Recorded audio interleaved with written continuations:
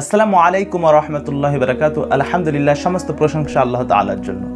কিছুদিন হলো আমি একটা ভিডিও আপলোড করেছিলাম। শাইখ আহমদুল্লাহ সাহেব আলোচনা করেছিলেন যে ঈদের সালামির জন্য পাশ হয়ে সালামি নেওয়াটা কতটা ইসলাম কি বলে, কতটা যুক্তিসম্পন্ন।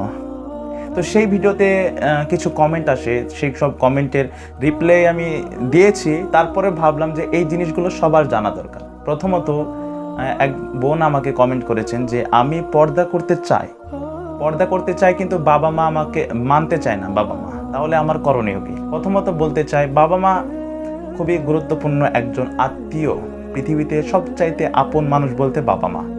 বাবা মার পর এবার যখন বিয়ে হয়ে যায় তখন মেয়েদের জন্য স্বামী, বউ, এগুলো আত্মীয়, সন্তান যা হয়। কিন্তু প্রথমত পিতামাতা আমাদের সবচাইতে গুরুত্বপূর্ণ ভূমিকা পালন করে। তো পিতামাতাকে অসন্তুষ্ট করে আপনি পর্দা করবেন এটা ভাবতে চাইছেন, এটাই বলতে চাইছি যে আল্লাহ তাআলার বিধান এর বাইরে যদি বাবা মা বলে তাহলে মানা যাবে না। দেখুন, পর্দা করা ফরজ, আল্লাহ তাআলা ফরজ করেছেন, প্রত্যেকটা মুসলমান নারীদের জন্য ফরজ করেছেন যাদের মধ্যে ঈমান আছে। তো আল্লাহ তাআলা ফরজ করেছেন এবং যখন বাবা মা মানতে চাইছে না তখন আপনার করণীয় কি? আপনার করণীয় হলো যে আপনি জান প্রাণ দিয়ে চেষ্টা করুন বোঝানোর, আল্লাহ তাআলার কাছে দোয়া করুন। দোয়া করলে আল্লাহ তাআলা কবুল করে নেবেন। এর প্রমাণ কি? এর প্রমাণ হলো হযরত আবু হুরায়রা রাদিয়াল্লাহু তাআলা আনহু তার মায়ের জন্য রাসূলুল্লাহ সাল্লাল্লাহু আলাইহি সাল্লামের কাছে দোয়া চেয়েছিলেন এবং আবু হুরায়রা রাদিয়াল্লাহু তাআলা আনহু দৌড়তে বাড়ি আসার আগেই সেই দোয়া কবুল হয়ে গিয়েছিল। সুবহানাল্লাহ। তো আপনি দোয়া করেন আপনার বাবা মার জন্য যে আল্লাহ তাআলা তাদেরকে হেদায়েত দান করুন এবং সঠিক বুঝ দান করুন। আর আপনি পর্দা কায়েমই রাখবেন। বুঝতে পারলেন? মানলে মানলো, না মানলে না মানলো, কিন্তু আপনার চেষ্টা থাকবে সহানুভূতির সাথে, নম্র ভদ্রতার সাথে আপনার মানানোর চেষ্টা থাকবে।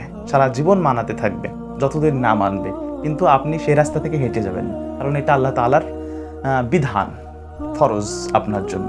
দ্বিতীয়ত এক ভাই কমেন্ট করেছেন যে পাশ হয়ে সালামি নেওয়া যাবে না, কিন্তু টাকা পড়ে গেলে কি করবো? দেখো, ইন্নামাল আমালু বিন্নিয়াত, নিয়াতের উপর আল্লাহ তাআলা ফয়সালা করে। আপনি যদি নিয়াত করে, একটা এক্সাম্পল দিয়েছি, আপনি যদি নিয়াত করে একটি নতুন বাড়ি তৈরি করবেন, পাশে মসজিদ, কিন্তু বাড়ি তৈরি করার সময় মসজিদে সোজা করে আপনি একটা জানালা রাখলেন, কিসের জন্য? যেন সেই জানালা দিয়ে আজান আমি শুনতে পাই। তাহলে আপনি যতদিন পর্যন্ত ওই জানালা বাড়ি আপনি থাকবেন ততদিন পর্যন্ত আপনি নেকি পেতে থাকবেন। কিন্তু আপনি বাড়ি করলেন, ওই দিকে একটা জানালাও রাখলেন, কিন্তু আপনি নিয়াতটা করলেন না। এবার নিয়াত না করার জন্য আপনি এই নেকি থেকে বঞ্চিত হয়ে গেলেন। তো এটাই হলো নিয়াত। নিয়াত কি দেখতে হবে, মনের লক্ষ্য কি সেটা দেখতে হবে। বুঝতে পারলেন? যে আপনি টাকা তুলছেন, এটা টাকা তুলছেন, কারোর কাছে আপনি কি নত হচ্ছেন না। বুঝতে পারলেন? আপনি কারোর কাছে নত হচ্ছেন না, কিন্তু সালাম দেওয়াটা একটা বেয়াদবি টাইপের হয়ে যাচ্ছে। আপনি পাশ হয়ে সালাম দেবেন, এটা কোন ধরনের কথা? এটা অন্য ধর্মের নীতি, আমাদের নীতি নয়। আমাদের নীতি কি?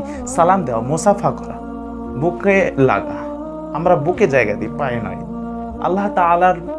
কেবলমাত্র আল্লাহ তাআলার কাছে মাথা নত করি আমরা, ইসলাম ধর্মের মুসলমানরা। তাছাড়া এই দুনিয়ায় কেউ না, কারণ না। আল্লাহ তাআলা বলছেন, যদি আমি কাউকে সেজদা করতে বলতাম আমি ব্যতীত, তাহলে আমি প্রত্যেক নারীকে তার স্বামীকে সেজদা করতে বলতাম। আল্লাহ তাআলা তাও বলেনি, কারণ একটা নারীর জন্য সবচাইতে গুরুত্বপূর্ণ, সবচাইতে কাছের মানুষ হলো তার স্বামী। তার স্বামীকেও সিজদা করা যাবে না, শুধু আল্লাহ তাআলাকে। তাহলে আমরা কি বুঝলাম? যে আল্লাহ তাআলা ছাড়া কাউকে, কোনো ব্যক্তিকে, কেউ না, কাউকে সিজদা করা যাবে না। এক বোন আবার কমেন্ট করেছেন যে বাবা মাকেও কি পাঁচ হয়ে সালাম করা যাবে না? তো এই উত্তরে আপনি পেয়ে গেলেন যে কাউকে না, আল্লাহ তাআলা ছাড়া এই পৃথিবীতে, এই দুনিয়ায় কারোর কাছে নত হওয়া যাবে না। যদি নত হন তাহলে আপনার ঈমানই হারিয়ে গেল। আজকের মূল টপিক হলো আল্লাহ তাআলার বিধান। আল্লাহ তাআলার বিধান ছাড়া বাবা মার কথা শোনা যাবে না। বিধান বেরিয়ে যাচ্ছে, আল্লাহ তাআলার বিধান নষ্ট হচ্ছে, সেই কথাগুলো বাবা মার শোনা যাবে না। তবুও বাবা মাকে মন থেকে ভালোবাসতে হবে, আল্লাহর কাছে দোয়া করতে হবে, তাদেরকে হেদায়েত দান করার দোয়া করতে হবে। আল্লাহ তাআলা হেদায়েত দান করার মালিক। আর দ্বিতীয়ত হলো নিয়াতের উপর আল্লাহ তাআলা ফয়সালা করেন। প্রত্যেকটা জিনিস নিয়াতের উপর ফয়সালা হয়। আর তৃতীয়ত হলো নিচে টাকা পড়ে গেলে ওতে কোনো যায় আসে না। আপনি টাকা তুলতে পারেন। অনেক রকমের কাজ আছে যেগুলো মাথা নিচু করে করতে হয়। কোদাল দিয়ে যখন মাটি কোবায় তখনও তো মাথা নিচু হয়, তখন কি ওরকম? না, এটা আলাদা, ওটা আলাদা, এটা আলাদা। আপনি শাইখ আহমদুল্লাহর আলোচনাটা ভালো করে শুনলে বুঝতে পারবেন। আর যদি আপনারা আরও ভালো করে চান তো অবশ্যই আমাকে কমেন্ট বক্সে করবেন, আমি তার দ্বিতীয় পার্টও নিয়ে আসবো ইনশাআল্লাহ।